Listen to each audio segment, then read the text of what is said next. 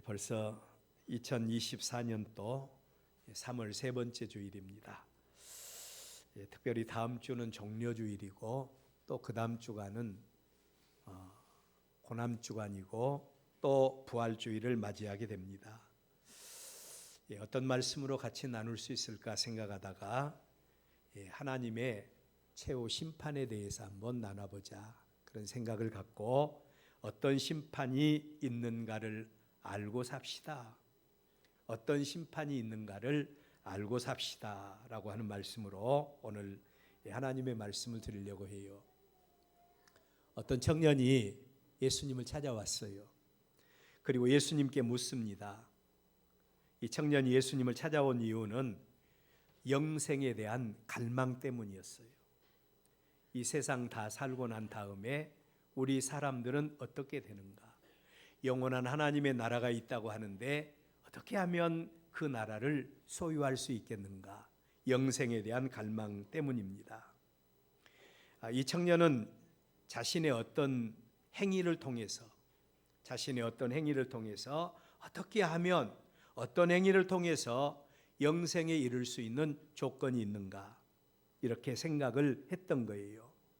이러한 개념은 세상에 존재하는 여러 종교를 믿는 모든 사람들이 공통적으로 가지고 있는 인본주의 구원관이라고 할 수 있습니다. 내가 무엇을 해야만이 나의 어떤 행위를 통해서 구원에 이를 수 있다. 이걸 가리켜서 인본주의 구원관이라고 그럽니다. 이 청년의 질문을 통해서 우리가 알 수 있는 한 가지 사실이 있어요. 영생에 대한 갈망은 이 땅을 사는 모든 사람들이 공통적으로 다 가지고 있다는 겁니다. 영생에 대한 갈망은 모든 사람들이 가지고 있다. 그래서 여기에 대한 연구가 많이 진행되고 있어요. 지금은 과학이 발달해서, 의학이 발달해서 사람이 죽으면 끝나버리지 않는다. 이 사실이 공공연한 사실이 됩니다. 사람이 죽은 다음에 어떤 일들이 일어나는가? 임사체험자들을 통해서 수없이 많이 그들의 간증을 통해서 들을 수가 있었고요. 그래서 사람은 죽음으로 끝나는 것이 아니다. 영생에 대한 이런 연구들이 많이 진행되고 있습니다. 비록 우리가 살고 있는 이 세상이 풍요롭고 살기가 너무도 좋아서 이 세상이 영원했으면 좋겠다. 이 세상이 영원했으면 좋겠다라고 하는 생각을 가지고 있지만 우리가 잘 아는 진실은 세상은 나그네 길이다. 한 번 지나가는 인생은 다시 돌이킬 수 없는 곳이 세상입니다. 우리는 불과 얼마 전에 한 시대를 이끌었던 김영삼 전 대통령의 부인 손명순 권사님께서 소천을 하시고 그리고 장례식을 치르는 장면을 보았습니다. 이처럼 우리가 살고 있는 이 세상은 우리에게 영원한 존재가 아니라 잠깐 있다 가야 할 나그네 길이라는 겁니다. 저도 우리 엘베델 교회에 와서 시간이 조금 지나고 보니까 처음에는 굉장히 젊었었는데 다 어느샌가 늙어버리셨어요. 저도 역시 나이가 많은 축에 이제는 목사님들 가운데 속한 그런 경우가 되어버렸습니다. 이처럼 우리가 가야 할 길이 나그네 길입니다. 우리 그리스도인들은 나그네는 그냥 그것으로 끝나버리지만 우리 그리스도인들은 여행하는 여행자, 그러니까 이 세상은 여행지와 같다. 그래서 순례자라고 이렇게 말을 합니다. 우리 그리스도인들에게 이 세상은 순례자의 길이다.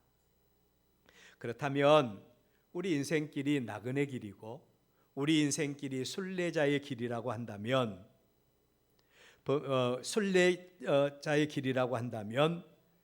과연 그 후에 우리는 이 인생길 순례자의 길 마친 다음에는 어떻게 될 것인가? 여러분 궁금하지 않습니까? 범죄 타락에서 육체가 된 사람들은 나그네 길이나 순례자의 길이 끝난 다음에 어떤 영생에 대한 어떤 존재에 대해서 별로 관심을 두지 않아요. 왜냐하면 그들이 범죄 타락에서 잃어버린 것이 영적인 것이기 때문에 그래요. 영적인 것은 전혀 생각하지 않고 오직 육체적인 것만 생각합니다. 그래서 아무런 준비도 없이 전적 무지함으로 살다가 마지막 본향으로 돌아가는 모습이 이 세상에 속하여 있는 모든 사람들의 모습인 것을 알 수 있습니다. 그래서 우리 예수님은 이 길을 가르쳐서 우리 한번 따라서 해볼까요? 넓은 길. 넓은 길이라고 했어요. 이 세상을 이 세상 사람들이 살아가는, 오직 이 세상 사람들이 육신의 정욕과 이생의 안목만을 가지고 살아가는 이 세상 사람들을 바라보면서 넓은 길을 가는 사람들이라고 한 것입니다. 육에 속한 사람이 아무리 본향에 대해서 부인하고 이 생의 삶이 끝나면 우리의 인생은 소멸되어 버린다고 착각하면서 산다고 해도 죄로 인해서 육체가 되어버린 사람들에게 희미하게 남아있는 것이 있어요. 그게 뭔고 하니 영생에 대한 갈망입니다. 아무리 예수님을 믿지 않고 아무리 세상에 적을 두고 사는 사람이라고 해도요, 영생에 대한 갈망은 사람들 마음속에 남아있는 거예요. 그래서 이 청년도 길이요 진리요 생명이라고 하시는 예수님께 찾아온 겁니다. 그리고 묻습니다. 사람이 무엇을 해야 영생을 얻을 수 있는가? 우리 모두의 질문이죠. 사람이 어떻게 해야 영생을 얻을 수 있는가? 라고 물었어요. 그때 예수님께서 이 청년에게 대답하십니다. 네가 영생에 들어가기를 원하느냐? 네가 생명에 들어가고 싶으냐? 그렇다면 이렇게 해. 첫 번째 주신 말씀이 계명을 지키라는 겁니다. 이 계명은 하나님이 그의 백성들에게 하나님 되어 주시기 위해서 지키라고 하는 계명이에요. 그래서 우리 예수님께서도 우리의 믿음을 살아있는 믿음과 죽어있는 믿음으로 나누시죠.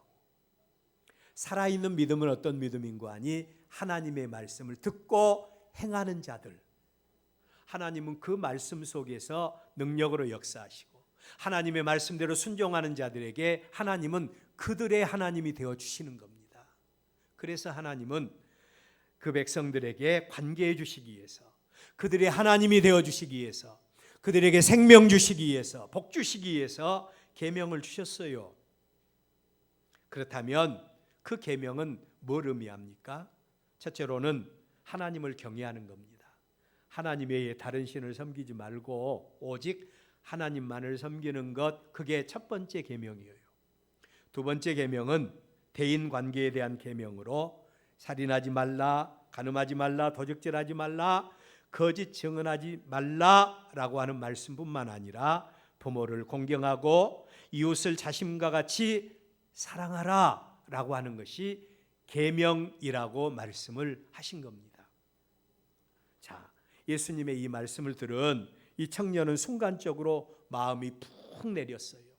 마음이 푹 내렸습니다. 왜냐하면 이 청년은 지금까지 이 모든 계명들을 자기 자신이 잘 지켜오고 있었다고 생각을 한 겁니다. 잘 지켜오고 있다고 생각을 했어요. 그래서 예수님께 묻습니다. 아니 예수님, 그 모든 것들은 지금까지 내가 잘 지켜오고 있는 것들입니다. 아직도 나에게 무엇이 부족합니까? 그러자 우리 예수님께서 이 청년에게 다시 말씀을 주십니다. 네가 진짜로 온전하기를 원하느냐? 그렇다면 네 소유를 다 팔아서 가난한 사람들에게 나눠주라는 겁니다. 하나님의 말씀은요, 그냥 겉으로 들려오는 그런 어떤 지식적인 말씀이 아니라 그 말씀 속에 행함이 있을 때 능력이 되는 겁니다. 이 청년에게 네가 진짜로 이웃을 사랑하느냐? 그렇다면 네 소유를 팔아서 가난한 자에게 주어라. 그리고 나서 두 번째로 구원에 이르는 길이 있죠. 그리고 나서 누구를 따르라고요? 예수님을 따르라고 말씀을 하세요. 자, 예수님이 누구세요? 길이요 진리요 생명 아닙니까? 너의 모든 소유를 다 나눠주고 나서 나를 따르라고 말씀을 한 겁니다. 그런데 이 청년은 재물이 많은 청년이었습니다. 예수님의 말씀을 듣고 이 청년이 근심하면서 예수님을 떠나서 돌아가는 모습을 볼 수 있어요. 다시 말하면 영생이 분명히 이 청년에게는 좋기는 합니다. 그래, 영생이 있다면 나도 그 나라를 바라보며 소망 가운데 살아야지, 그리고 또한 영생을 위해서 살아야지, 이런 마음이 이 청년에게는 분명히 있었어요. 그런데 이 청년은 세상에서 너무도 많은 것을 가지고 있었다는 겁니다. 세상에서 너무도 많은 것을 가지고 있었어요. 그래서 그것을 포기할 수 없었어요. 예수님을 따르는 길을 포기할 수밖에 없는 그런 상황이, 이 청년은 세상을 버리지 못해서 예수님을 따르지 못하겠다고 포기해버리고 만 것입니다. 이 청년의 모습에, 그러한 모습을 바라보신 우리 예수님의 말씀이, 예수님께서 말씀하시기를 부자가 하나님 나라, 부자가 천국 가기가 낙타가 바늘기로 들어가는 것보다 더 어렵다. 여러분, 바늘기 끼워보셨지요? 연세 많으신 분들은 그 끼가 보이지 않아서 실오라기 하나도 끼지 못하지 않습니까? 그런데 부자가 천국 가는 것은 바늘기 끼어가는 것보다, 낙타가 바늘기를 끼어가는 것보다 더 어렵다라고 말씀을 하세요. 학자들은 이 말씀에 대해서 여러 가지로 연구를 합니다. 예루살렘 성에 가보면 많은 문들이 있는데 그 가운데 하나가 낙타문이 있대요. 근데 이 문은, 낙타가 바늘문이 있는데 이 낙타가 무릎을 꿇어야 들어갈 수 있는 문이다. 그렇게 부자가 천국 가기가 어렵다. 그렇게 절충해서 해석하는 그런 학자들도 있어요. 근데 진짜 이 말씀의 의미는요, 부자는 천국을 갈 수 없다는 그런 말이 더 정답입니다. 부자는 천국 갈 수가 없대요. 이러한 예수님의 말씀에 대해서 제자들이 반응을 보입니다. 그렇다면 누가 구원을 받을 수 있습니까? 그렇다면 누가 구원을 받을 수 있습니까? 그렇다면 누가 천국을 갈 수 있습니까? 라고 묻는 거예요. 그때 예수님께서 제자들에게 전혀 새로운 구원의 길을 제시합니다. 오늘 우리의 본문 말씀이 그 말씀이에요. 그래서 하나님 나라, 하나님의 구원과 심판에 대해서 오늘 우리는 어떻게 하면 우리가 구원을 받을 수 있습니까? 라고 하는 이 말씀에 대한 해답을 받고 돌아가는 여러분들 되시기를 바랍니다. 첫째로, 구원받을 백성들을 하나님께서 직접 찾아 나서셨다라고 하는 말씀이에요. 예수님은 그러한 하나님의 모습을 오늘 우리의 본문의 비유를 통해서 보여준 겁니다. 바로 그 비유가 하나님을 포도원 집 주인의 비유를 통해서 보여주고 있어요. 이러한 비유를 보면서 성경학자들은 탄식을 합니다. 우리 예수님이야말로 비유의 천재이시구나. 비유의 천재라는 거예요. 그 예수님께서 구원의 소망이 없이 영원한 멸망 가운데 놓여 있는 인생들, 그런즉 누가 구원을 받을 수 있습니까? 구원에 대해서 전적으로 무지할 수밖에 없고 전적으로 무능력할 수밖에 없는 이런 사람들, 이런 제자들 향해서 우리 예수님께서 주신 말씀으로 염려하지 말아라. 염려하지 말아라. 창조의 주인이시고 죄의 심판자 되신 하나님은 이런 하나님이다 라고 말씀을 주신 거예요.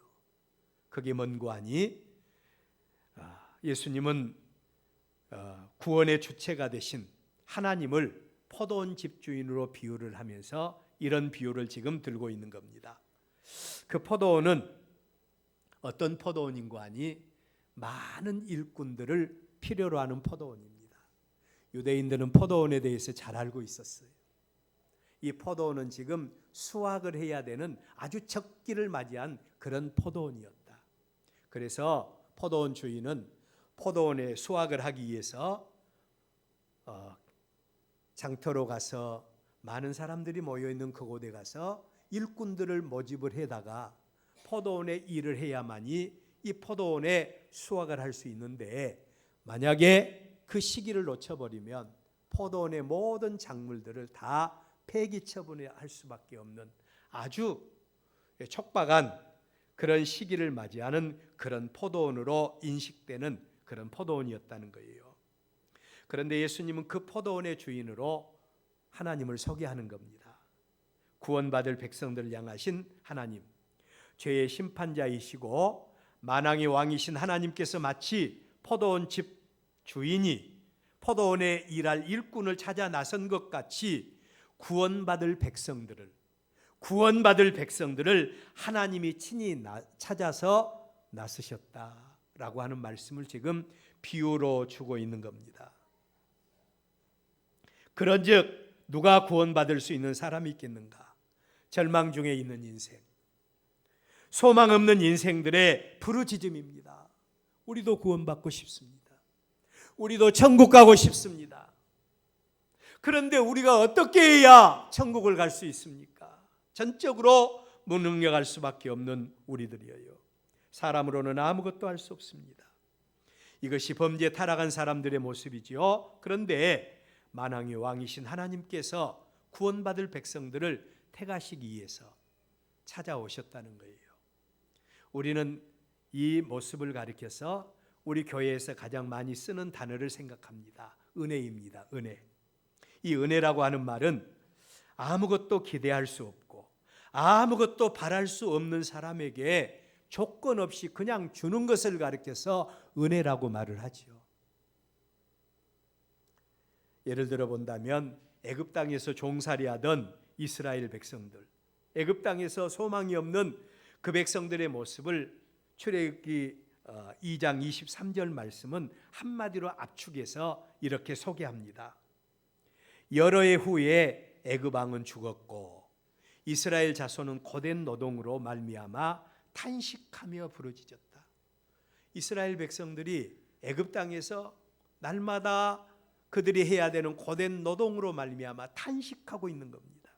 탄식하며 부르짖었어요. 그들에게는 소망이 없어요.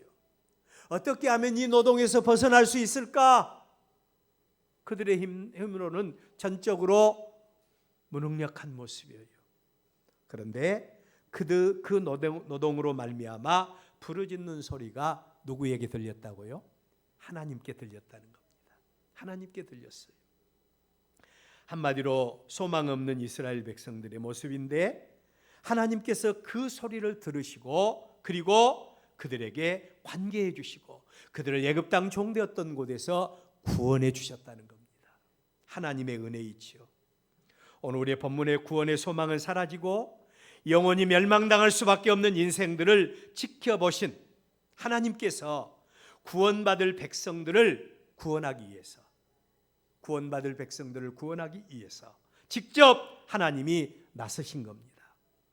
이러한 하나님의 모습을 예수님은 포도원 집 주인으로 소개를 하면서 은혜를 기다리는 사람들, 새벽 일찍이 포도원의 일꾼으로 택해달라고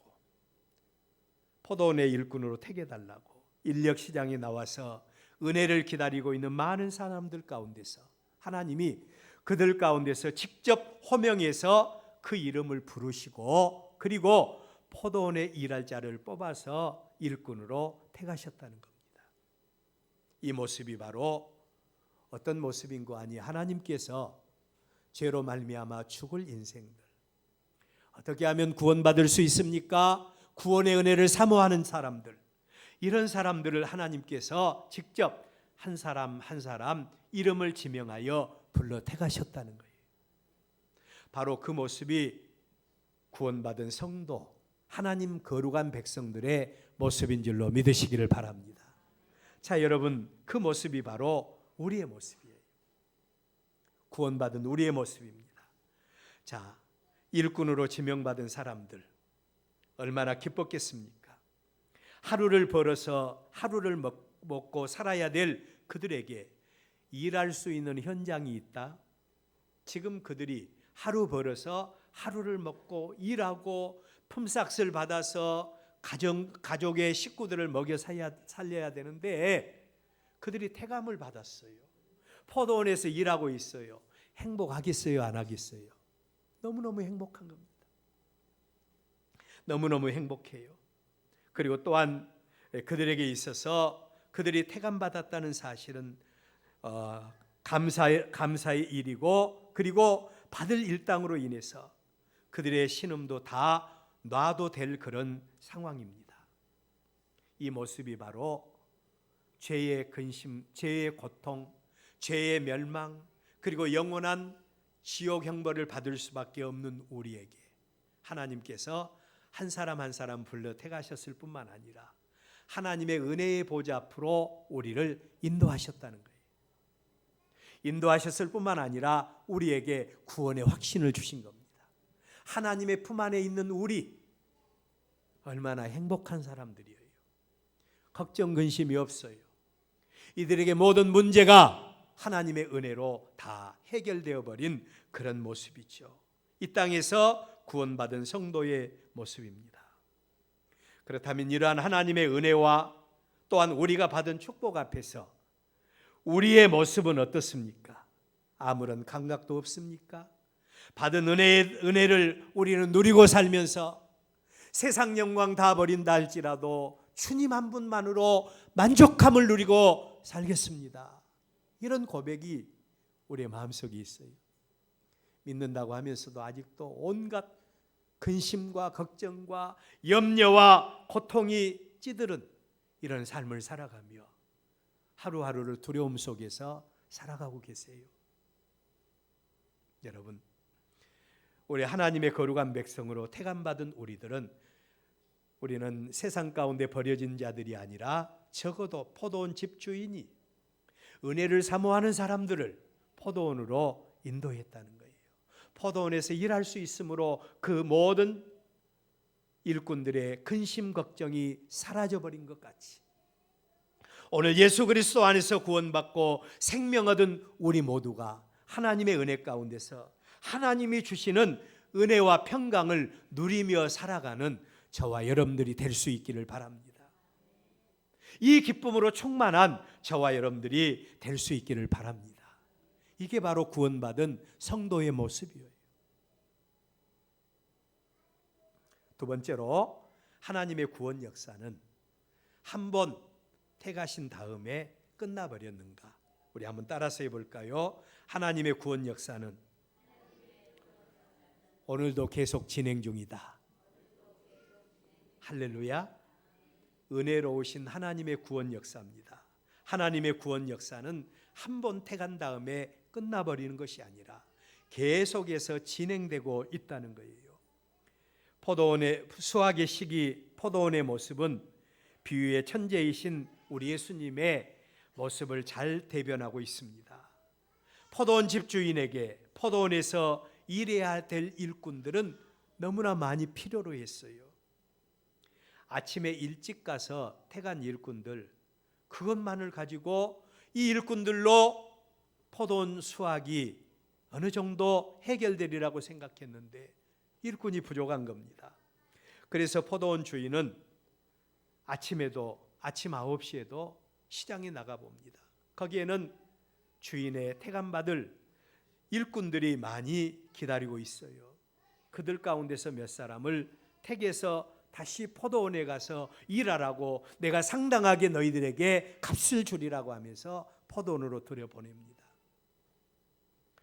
그것도 부족해서 12시 정오에도, 그래도 부족해서 오후 3시, 아니 해질 무렵, 이제 거의 일이 끝나갈 무렵 오후 5시에도 계속해서 일꾼이 부족한 겁니다. 그래서 포도원의 일꾼을 부르는 주인의 모습을 볼 수가 있습니다. 주인의 입장에서는 필요로 해서 일꾼들을 불렀어요. 그렇지만 일꾼으로 택함받은 자들의 입장에서는 하루 일과를 포기하고 집으로 돌아갈 자들로서, 한 가정의 가장으로서 자신만을 바라보고 있는 식솔들을 생각할 때 얼마나 마음이 아팠겠어요. 나뿐만 아니라 모든 식구들이 다 쫄쫄 굶어야 되는데 얼마나 마음이 아픕니까? 오늘만 그런 것이 아니라 내일도 또 누가 나를 일꾼으로 품꾼으로 택해 줄 수 있을까? 내일도 역시 기약도 할 수 없습니다. 그럼에도 불구하고 품꾼들은 오늘은 지나갔지만 내일을 기약하기 위해서 계속해서 그 자리를 지키고 있는 품꾼들의 모습을 소개합니다. 그런데 이런 말이 있죠. 뜻이 있는 곳에는 반드시 길도 있다는 겁니다. 아니, 하나님은 사모하는 영혼을 만족해 하시고 줄인 영혼을 기뻐하신다고 하시는 하나님의 말씀이에요. 우리가 하나님을 믿습니까? 하나님의 은혜를 믿습니까? 하나님의 축복을 믿습니까? 사모하면서 기도하면서 은혜를 갈망하는 여러분들 될 수 있기를 바랍니다. 하나님은 그런 사람들에게 은혜를 베풀어 주셔요. 여러분 솔직하게 우리 자신을 한번 돌아보시고 한번 우리의 믿음을 판단해 보세요. 이렇게 믿어도 하나님께서 인정하실까? 이렇게 내가 하나님 앞에 기도해도 하나님 내 기도 들어주실까? 너희의 의가 바리새인의 의보다 더 하지 못하면 하나님께 합당하지 못하다고 했는데, 세상 사람들은 죽은 신에게 정성을 드리는데, 여러분 세상 사람들이 죽은 신, 그들의 신을 위해서 얼마나 갈망하며 얼마나 그 신들에게 의지하며 부르짖고 있어요. 근데 우리는 살아계신 하나님을 믿는다고 하면서도 하나님께 모든 것 맡기지 못하고, 마치 청년이 자기의 소유가 많아서 예수님을 따르지 아니하고 자기의 길을 걸어가 버린 것 같이 우리도 그런 삶을 살고 있지는 않아요. 하나님께서는 사모하는 영혼을 만족해 하세요. 여기 포도원 주인도 그랬어요. 그냥 하루에 일꾼을 택하는 시간이 지나가 버리니까 아이고 오늘 틀렸네, 종쳤네 하고 돌아가는 사람 말고, 그 가운데서도 내일의 일이라도 혹시 포도원 주인이 내일이라도 우리를 택하지 않을까, 내일을 기약하면서 그 자리를 지키고 있는 많은 사람들, 그들에게 포도원 주인은 찾아가서 12시에도 아니 오후 3시에도 5시에도 그들을 불러서 포도원에 들어가서 일하라고 말하는 모습을 바라볼 수 있어요. 여기서 생각할 말씀은, 포도원은 무엇을 의미합니까? 포도원은 바로 하나님의 몸된 교회를 상징한다는 겁니다. 아무라도 그 포도원에 들어가서 일할 수 있는 게 아니에요. 반드시 포도원 주인이 불러야, 포도원 주인이 허락해야 그 포도원에 가서 일할 수 있는 특권을 부여받은 자들이 이 포도원에 와서 일할 수 있는 겁니다. 바로 저와 여러분이 들어와 있는 현장, 저와 여러분이 들어와 있는 이 현장이 그 현장인 줄로 믿으시기를 바랍니다. 여러분, 같은 포도원에 들어와서 일하는 일꾼들의 모습이 각각 달라요. 어떤 사람은 아침 일찍 새벽부터 이 포도원에 와서 일하는 사람이 있고, 어떤 사람은 9시에, 어떤 사람은 12시에, 어떤 사람은 3시에, 아니 어떤 사람은 5시에 와서 일하는 사람들이 있는 것을 볼 수 있습니다. 자, 여러분, 이처럼 교회 안에는 각양각색의 사람들이 많이 있다. 여기 이른 아침부터 또 9시에, 12시에, 3시에, 5시에 부름받은 사람들에 대해서 성경을 연구하는 학자들은 뭐라고 할까요? 어떤 사람들은 이스라엘과 유대인들의 차이다. 이스라엘은 일찍 구원받은 사람들이고 하나님의 구원이 약속된 사람들이지만 그들은 받은 은혜에 대해서 감각이 없었지만, 적어도 나중은 품꾼으로 이방인들은 구원의 은혜를 받고 그 은혜 가운데 감격한 모습이 이 모습이다, 그렇게 소개하는 사람도 있어요. 아니 어떤 사람들은요, 또 사람의 일생에 대해서 말을 해요. 일찍 태감받은 사람은 모태 신앙인들이다. 그러니까 우리가 이 세상에 태어나기 전부터 구원받은 사람이라고 생각한 겁니다. 그리고 또 9시에 구원받은 사람은 한 주일학교 때나 아니면 학생 때 구원받은 사람들, 또 12시에 구원받은 사람들은 결혼해서 청년의 때나 아니면 이제 젊은 신혼부부 때 구원받은 사람들, 또 아니면 오후 3시는 이제 불혹의 나이를 지나서 적어도 이순의 나이 50이 돼서, 아니 5시에 구원받은 사람들은 이제 인생 황혼기에 구원받은 사람들로 이렇게 이해하는 사람들이 있어요. 하여튼 이해가 어떻든지 간에 하나님의 교회 안에는 이렇게 다양한 사람들이 여러 가지 다양한 모습으로 하나님의 택함받고 구원받은 백성들이 모여 있는 곳이 바로 하나님의 교회라고 하는 말씀이에요. 자, 여러분, 우리는 언제 구원받았습니까? 언제 하나님 앞에 일꾼으로 택함받아서 하나님의 교회 앞으로 인도함을 받았습니까? 여러분, 나중은 품꾼들의 모습을 생각해 보세요. 아이고, 하루 종쳤네. 내가 이렇게 빈털터리로 돌아가서 내 식구들 굶어 죽게 생겼네. 얼마나 내 아내와 내 자식들이 원망스러운 눈으로 나를 바라볼까. 얼마나 낙심이 되겠어요. 근데 5시에 구원받았어요. 5시에 포도원의 일꾼이 되었어요. 얼마나 기쁘겠습니까? 얼마나 감격스럽겠습니까? 그래서 주인이 얼마 약속하지도 않았는데도 불구하고 주인을 위해서 생명 다해서 일하는 게 일꾼의 모습 아니겠어요?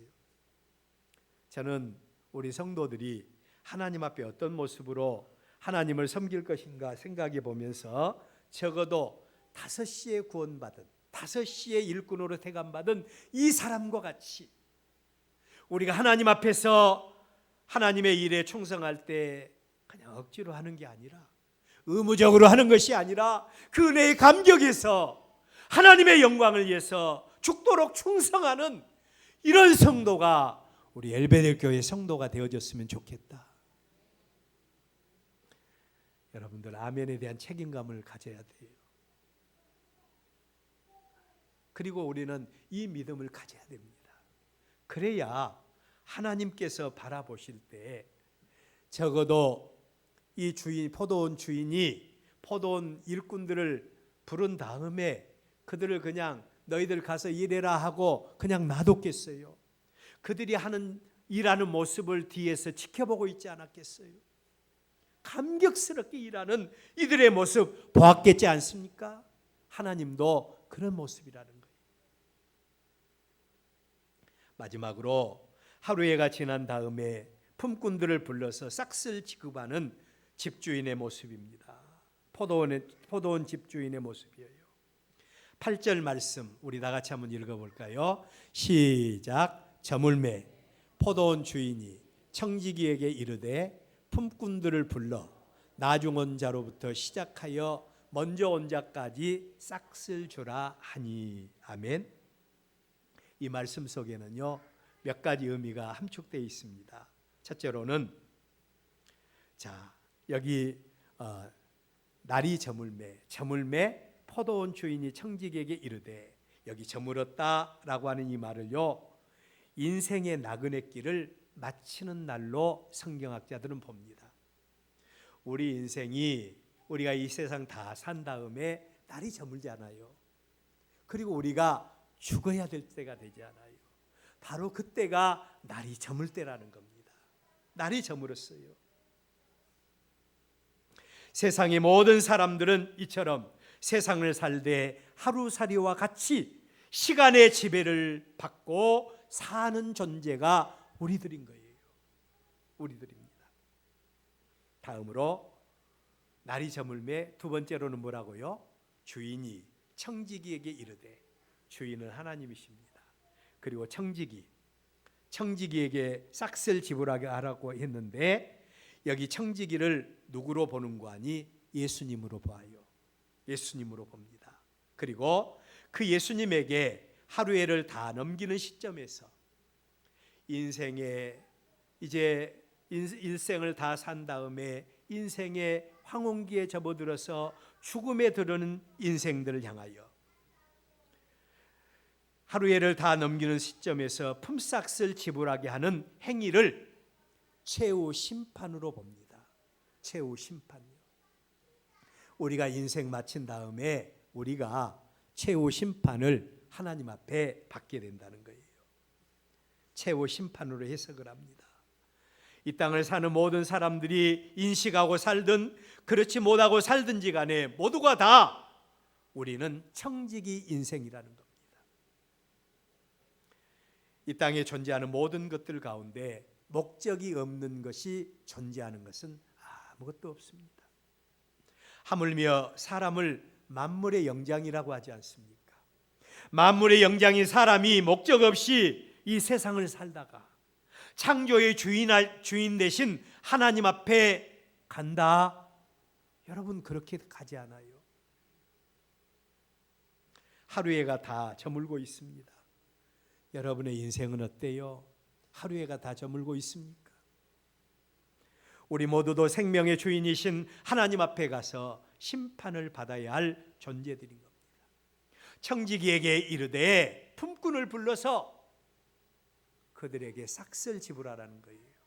그런데 또 하나 중요한 사실은 청지기를 통해서 심판하시는 하나님의 심판의 내용을 보면 뭔가 조금 우리 생각과는 다른 이상한 점을 발견할 수 있죠. 품삯을 계산하는데 나중 온 자로부터 시작이라는 겁니다. 우리 생각으로는 먼저 온 자부터 시작해서 나중 온 자까지 싹쓸 지불해 주라, 이게 정답이지 않습니까? 사람의 논리와는 전혀 다른 계산법을 하나님은 가지고 계세요. 그것은 우리의 일의 양도 중요하지만 하나님은 일의 중심을 보십니다. 우리가 하나님 앞에서 받은 은혜에 대해서 어떻게 생각하고 하나님께서 내게 맡기신 사명에 대해서 어떻게 충성하는가? 저 같은 사람은요, 유치부 때부터 신앙생활을 했으니까 지금까지 그래도 오래 신앙생활을 했어요. 또 여러 교회들을 다니면서 때로는 교회가 없는 곳에 가서 교회도 세우고, 또 아니면 또 큰 교회 담임도 하고, 그리고 또 큰 교회 부목사도 하고 하면서 여러 일을 많이 했어요. 속으로 생각하기를 하나님이 내가 부족하니까 목사로서 경험해야 될 모든 것들을 다 경험하게 했다, 그런 생각을 해요. 하나님 앞에 나같이 이렇게 오래 목회한 사람은 많은 것을 하나님이 채워주시지 않겠는가? 아닙니다. 하나님은 일의 양도 중요하지만 일의 질을 보세요. 비록 오후 5시에 구원받은, 그러니까 인생 항원기에 하나님의 은혜로 구원받은 우리일지라도 하나님의 은혜가 감사하고 내게 주신 은혜가 감사해서 하늘의 소망을 두고 오직 하나님의 영광을 위해서 죽도록 충성하고 헌신하는 이런 자들을 바라보시면서 하나님께서 얼마나 영광 받으시겠어요. 그래서 심판하실 때 하나님은 그런 자부터 먼저 품삯을 계산하라고 말씀을 하신 겁니다. 그래서 오늘 우리의 본문 말씀의 결론은 먼저 온 자로서 나중 온 자가 될 수도 있고, 나중 온 자로서 먼저 온 자가 될 수도 있다고 결론적으로 말씀을 하고 있는 겁니다. 오늘 저는 여러분에게 하나님의 말씀에 대한 도전을 던집니다. 오늘 저와 여러분이 언제 하나님 앞에 하나님께서 우리를 하나님의 포도원으로 우리를 부르셨는지 여러분이 잘 알 거예요. 아침 일찍 9시에, 12시에, 3시에, 5시에 우리가 부름을 받았다 할지라도 내가 지금 서 있는 자리에서 하나님의 영광을 위해서 어떻게 헌신하고 계십니까? 주님의 사순절 기간입니다. 우리가 가는 길이 어떤 길인가를 알고 내가 받은 은혜가 어떤 것인가를 알고 나중 온 품꾼과 같이 은혜의 감격에서 죽도록 충성하는 저와 여러분들 되시고, 혹시라도 믿음의 감격을 잃어버렸습니까? 은혜의 감격을 잃어버렸습니까? 다시 한 번 더 주님과의 관계를 회복하는 여러분들 될 수 있기를 바랍니다. 우리에게 어떤 심판이 있을 것인가를 생각하면서 하나님의 포도원에 초청함을 받은 우리요, 그런즉 우리가 어떻게 구원받을 수 있습니까? 우리의 힘과 능력으로는 아무것도 할 수 없지만 하나님이 우리를 구원하기 위해서 포도원으로 부르신 줄 알고 그 은혜에 감격해서 죽도록 충성하는 저와 여러분들이 되어서 하나님의 기쁨이 되셔서 최후 심판대 앞에 서는 그날에 충성된 자라고 칭찬받는 우리의 모습들이 다 되시기를 주의 이름으로 축원합니다.